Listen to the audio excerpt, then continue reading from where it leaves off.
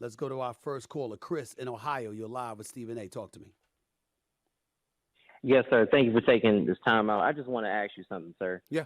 If if Steph Curry wins another title, Yeah. like one or two more titles, Mhm. would that definitively put him as the greatest point guard to ever play the game? No, because you got to remember, as I explained to you early on in the show, wouldn't definitively put him as the greatest point guard in the history of the basketball game, or the game of basketball rather, because it's Eddie Johnson on NBA radio this morning, Mad Dog Russo on First Take this morning, Michael Jordan, who sent me a quote this morning.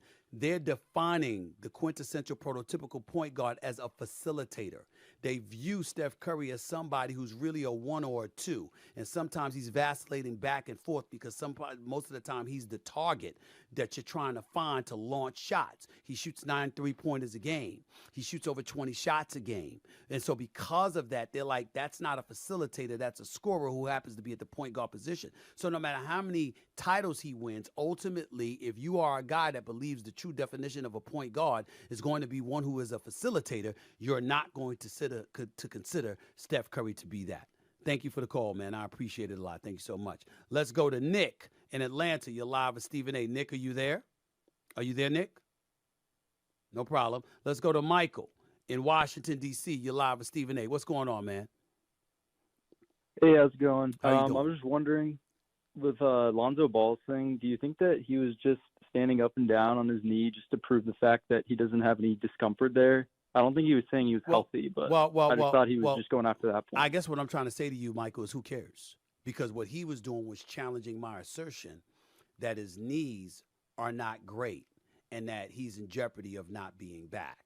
Now, he was literal with it because I did say that there were people who were saying he has difficulty even getting up from a chair. So that may have been the only point that he was trying to make. But inevitably, when you consider the amount of games he's missed throughout his career, when he missed 42 games due to injury the season before last, when he missed the entire season last season, when he's scheduled to miss half of this season, or at least close to half, because he ain't coming back until January, according to reports. The last thing you need to be doing is sitting poolside, bouncing up and down on one knee, acting like you healthy, because a Chicago Bull fan rather, can easily say, well, since you're doing all of that and you refute what Stephen A. Smith is saying, when the hell are you playing?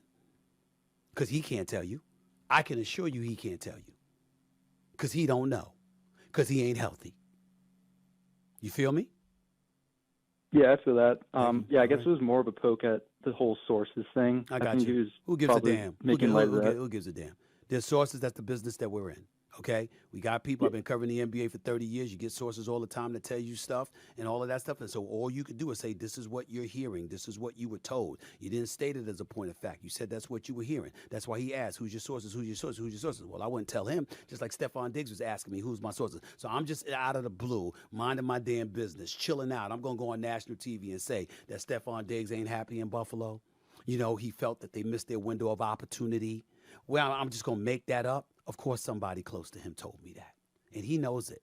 Now, he's not going to come out and admit that. Why? Because he's in Buffalo. He's not going anywhere. He's under contract. He's not in a position to really, really demand the trade and get what he wants. So what's he supposed to do while Bills Mafia and everybody else in Buffalo is looking for this all-world receiver to get back on the field and do his thing? I really don't want to be here.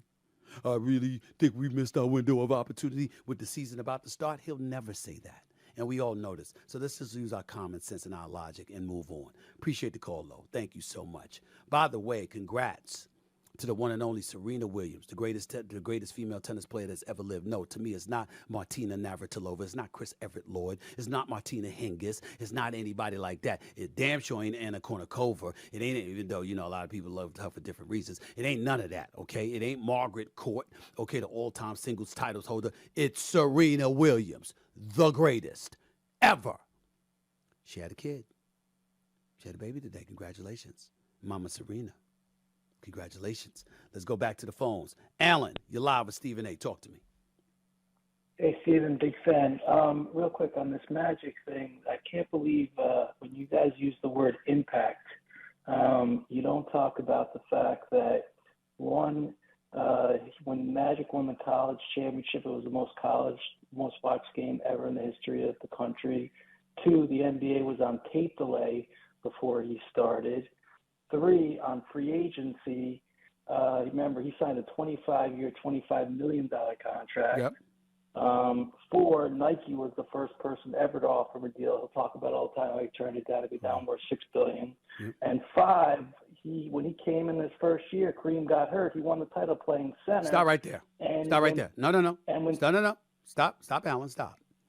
First of all, when we were talking about impact, you're talking about impact on the game all time. Magic was top 2 in most of our eyes. What we were talking about today's show, is the difference between him being a point guard, being a facilitator, and a point guard having an impact on the overall offense of the squad.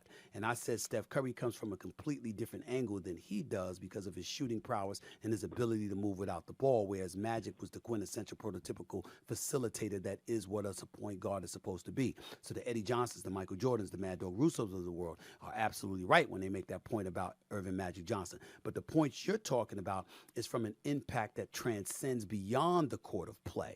And when we talked about that, we had Magic on that list with Michael Jordan, with Bill Russell, with Steph Curry and others. So you're actually false there thinking that we didn't have him on the list, because we most certainly did. Okay, the one last point I want to make Hurry is up. that when Go ahead. is when Kareem went out, Magic won the title. When KD went out, Steph lost to Toronto. Stop right there. Now that's a weak argument on your part. Magic Johnson took over for Kareem Abdul-Jabbar in '80 when Kareem Abdul-Jabbar got injured, and Magic said, "Had no fear." Excuse me. Did you just correct me about something? Did you just say that Magic Johnson was a rookie? You think I don't know that? You think I don't know that? Be quiet and listen. Yeah. Here's the deal. Magic Johnson goes in as a rookie. Okay? So if you know anything about basketball, which you're claiming to do, and I'm going to assume that you are, who was Magic Johnson going up against at the center position? Against Philly? Yes. Go ahead. What do you mean? No, you know what my question is.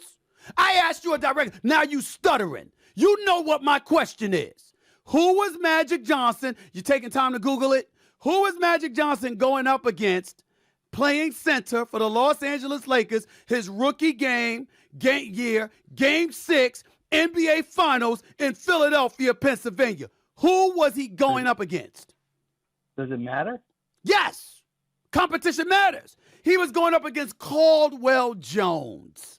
Yeah, and no, I'm not. And a foul-prone Darryl Dawkins, God rest his soul, Chocolate Thunder. That's who Magic Johnson was going up against. When they went down when KD went down against Toronto, all right, Steph Curry and Klay Thompson, they had to go up against Kawhi Leonard. But there's still he's missing KD, and Steph only won one title, missing he wasn't even the best player on his team for two. Because KD is one of the top 5 players in the history of the game, one of the top 10 players in the history of the game. Oh, by the way, so why would you bring up him missing out on KD, but you wouldn't bring up Magic having Kareem, Worthy, Byron Scott, Norm Nixon before that, Michael Cooper, Bob McAdoo, Michael Thompson, being coached by Pat Riley, okay? And before that, Pat Riley's predecessor. How come you wouldn't bring all of that up? But Steph couldn't list KD. Had Klay Thompson, Draymond Green. Oh, please. That's freaking ignorant. Shut the hell up. I'll call back tomorrow when I have more time to get in your behind. Just be quiet. Oh, my God. Bye. Ben, you're live with Stephen A. What's up? Hey, Stephen A. I don't know who's better between Magic and Steph, but what are we doing taking Michael Jordan's opinion into account? What qualifications does Michael Jordan have other than being one of the worst talent evaluators we've ever seen? Hold it. I understand that Michael Jordan struggled as an owner, no doubt about that. You just asked, what qualifications does Michael Jordan have to judge? I'm not talking. Now, see, hold on, wait a minute. You do understand there's a difference between talent evaluation in terms of what you're anticipating someone did and talent evaluation as it pertains to what you actually see somebody has done over their career. You do understand those are two different categories, right? I understand that. You're right there. So in other words, him anticipating what somebody is going to do is entirely different than history actually recording what they did, him being an eyewitness account to it, first as a competing player against the person he actually beat for his first NBA championship of his career, and secondly, watching as a league official Steph Curry wreak havoc throughout this league. You do understand the difference? I do. Goodbye. Have a nice day. Let's go to Yulee in Brookline, Massachusetts. You're live with Stephen A. I'll take a couple of calls after this, and then I got to get on out of here. Go ahead, Yulee. What's up? Do you think Keyshawn Johnson and Michael Irvin will eventually come back to First Take? And is there anyone who hasn't been on First Take you would like to see come on? Well, I'm not going to tell you who I'd like to see come on First Take that hasn't been on, because the likelihood is that they'll be coming on within the near future, whether it's the next week, the next month, the next year. That's number one. Number two, Keyshawn and Michael Irvin are my brothers, and they know wherever I'm at, they're always welcomed. I'm not the boss at ESPN. I'm the executive producer of First Take and the star of the show, but I have bosses. Dave Robinson is my boss. Norby Williamson is my boss. Burke Magnus is my boss. Jimmy Pitaro is my boss. They are the ones who make those decisions, not me. They are the ones who cut the checks for the talent that comes on shows like First Take and others, not I. This is different. This is my podcast. Now, I own and operate this. It's a different animal. But First Take, ESPN, overall, I have bosses, and I don't get to make those decisions. I get to make suggestions. I get to have an impact in terms of who I want on the show once they're in-house, in terms of who I want on there, but I am not the boss. They make those calls, not me. Appreciate the call. By the way, Adira River Ohanahan. That is the name of Serena's new baby girl who was born yesterday. Serena Williams' baby girl was born yesterday. Adira River Ohanahan. That is supposed to be her name. And God bless her and her family and wish them nothing but good health and future prosperity. Let's go to Trey in Texas. You're live with Stephen A. Go ahead, Trey. Hi, Stephen A. This is Trey. I just said it was Trey. How you doing, Trey? I'm good. How are you? Go ahead, man. So I have a question about your top 5 influential players yesterday you did. Okay. How come they put Kobe Bryant up there? It was their honorable mention along with Larry Bird and Allen Iverson. But the reality of the situation is that whatever Kobe did, Michael Jordan and LeBron James took to another level. And because that happened, and he was derailed to some degree, because remember his popularity took a hit because of the whole Eagle County, Colorado thing in 2003 and stuff like that. And then ultimately the parting of the ways from Shaq, and then some down years before he ultimately acquired Pau Gasol in that trade for Kwame Brown. And then they ultimately went to 3 consecutive NBA finals and won back-to-back titles. Those kind of things are the kind of things that one would argue derailed him. And not only that, some of his popularity took place before the advent of social media. And because of that, LeBron took it and went to another level with it, where that wasn't necessarily the case with Kobe. And then you got to look at MJ, the billion-dollar conglomerate that is the Jordan brand. And so all of those things are the reasons that even though Kobe Bryant deserves to be mentioned, respected, and appreciated for what he accomplished, I did not have him in my top 5. Appreciate the call. Thank you so much. Let's go to Taj in California. You're live with Stephen A. What's up, Taj? What's going on, Stephen A? Talk to me. What do you think LeBron James would have reached that championship pedigree if it wasn't for D-Wade? Like, do you think he'd be able to get a ring? No, and that's my point. I'm not saying he would have never won a ring, but it might have been later. And it might have been more problematic for LeBron to capture a championship, which is why I was stunned when I didn't see him at D-Wade's Hall of Fame induction ceremony, because they're brothers to each other. He loves him dearly, and D-Wade loves him back dearly. And D-Wade was very protective of him. LeBron James barely did any interviews one-on-one when his first year in Miami. D-Wade was by his side every single time, because that's how troubling and difficult situations were for him with his first year. So considering all of that, that's why I say he owes so much to D-Wade, because I don't know if LeBron James, one could easily argue, we don't know if if LeBron would have ever learned to become a champion had it not been for D-Wade. But thank you for the call. Last 2 calls on the line. Let's go to Tyler in Houston, Texas. Yo, Stephen A. What's up? I'm gonna need you to stop hating on LeBron. Dead ass, bro. Stop hating on Bron, bro. Why? Why you be hating on Bron? Let me ask you a question. Don't ask stupid questions. Be specific. That's not a stupid question. It is a stupid question. I'm gonna tell you why it's a stupid question. Hold on. Do you want to listen or do you want to dial tone? I said I'm gonna come back to you. Now, do you want to listen or do you want to dial tone? I'll give you the dial tone. Come on. I don't believe calling somebody the second greatest player in the history of basketball hating on them. No, but look, this the thing though. I've been watching you for a while. It seemed like when Kevin Durant began bounced out the playoffs, you never had nothing to say. All right, what did I say about Kevin Durant this time? I'm saying though, every time he get bounced out the playoffs, what did I say about Kevin Durant this time? Listen though. Did I not say that Kevin Durant? Did I not say I can no longer put Kevin Durant in that upper echelon because, damn it, he came up too small, and if this were LeBron, we would have been all over him. Did I not say that?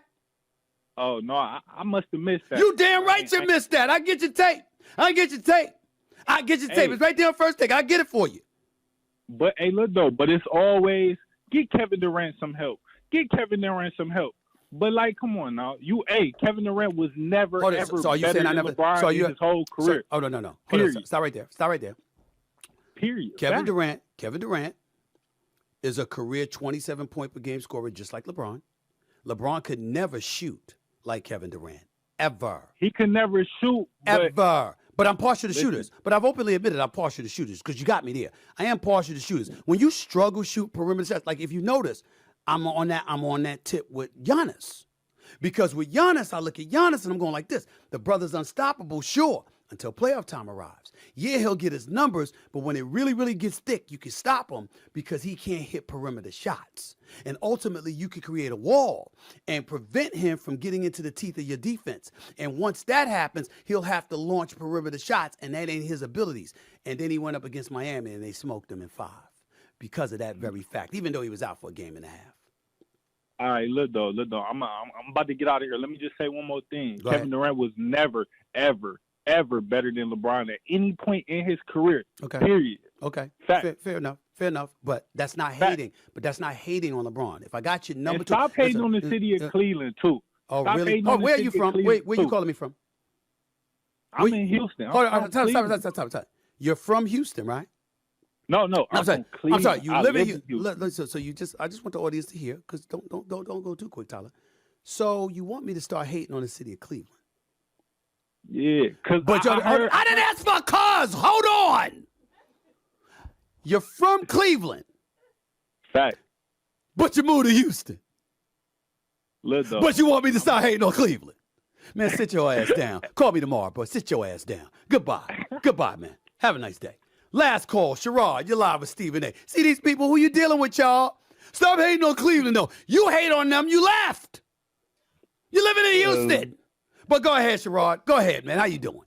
Hey, Stephen A. What's up, man? What's up? Thinking, did you hear or read the Players Tribune interview where Stan Van Gundy said that LeBron James has a better career than Michael Jordan, and Michael Jordan has no case on a better career than LeBron James? I did not hear that. I know your thought on that. I did not hear that, Sherrod. Thank you for the call. I did not hear that, but I will say this.